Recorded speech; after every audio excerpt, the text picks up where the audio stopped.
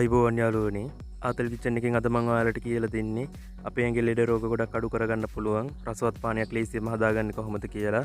ඇත්තටම යාළුවනේ මේක ක්‍රම දෙකකට හදාගන්න පුළුවන්. ඒ වගේම තමයි ගොඩක් අඩු වියදමක් කියන්නේ. අපි නම් බලමු මේ රස පානය ඉක්මනටම ලේසියෙන්ම හදාගන්නේ කොහොමද කියලා.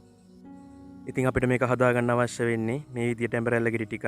ඔයාලා මේක හදාගන්නේ බෙහෙතක් විදිහට නම් ඒ කියන්නේ සීනි, කොලෙස්ටරෝල් වගේ දේවල් අඩු කරගන්න නම් ඉදිච්ච නැති ඇඹරැල්ල ගෙඩි ටිකක් අරගන්න. එහෙම නැතුව බොනවා නම් ඉදිච්ච ඇඹරැල්ල ගත්තට ප්‍රශ්නයක් නෑ.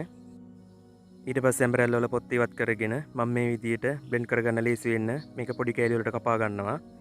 මේකට ඉදුණු නැති හොඳින් පැහුණු ඇඹරැල්ල අරගන්න පුළුවන් නම් මේකේ ගුණාත්මක භාවය ටිකක් වැඩි කරගන්න පුළුවන්.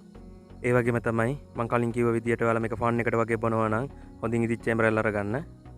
ඊට පස්සේ මම මේ විදිහට පොඩි කෑලි වලට කපාගත්ත අපේ ඇඹරැල්ල ටික බ්ලෙන්ඩර් කප් එකට දා ගන්නවා. ඊට පස්සේ මේ විදිහට ඇඹරැල්ල තියෙන උසටම අපි මේකට වතුර දා ගන්න ඕන. ඊට වඩා උසට වතුර දා ගන්න එපා. එහෙම වුණොත් දිය රසක් එන්න බලනවා. ඒ වගේම තමයි ලෙඩ වලට බොන්නේ නැත්නම් සීනි ටීකුයි ලුණු ටීකුයි එකතු කරගන්න. එහෙම වුණොත් මේක හරිම රසයි. ඊට පස්සේ විනාඩි 2-3 මේ විදිහට පේස්ට් එකක් වගේ වෙනකන් අපේ ඇඹරැල්ල ටික හොඳින් බ්ලෙන්ඩ් කරගන්න ඕන. ඊට පස්සේ මම මේ විදිහට මේක කෝප් එකට පෙරා ගන්නවා. ඉතින් ඔයාලට මේ විදිහට වීඩියෝ එකේ පේන ඔක්කොම ලෙඩ රෝග මේ බීම් එකෙන් අඩු කරගන්න පුළුවන්. ඉතින් යාළුවනේ ගොඩක් ලාභයි. ඒ වගේම ගොඩක් ලේසියෙන් හදාගන්නත් පුළුවන්.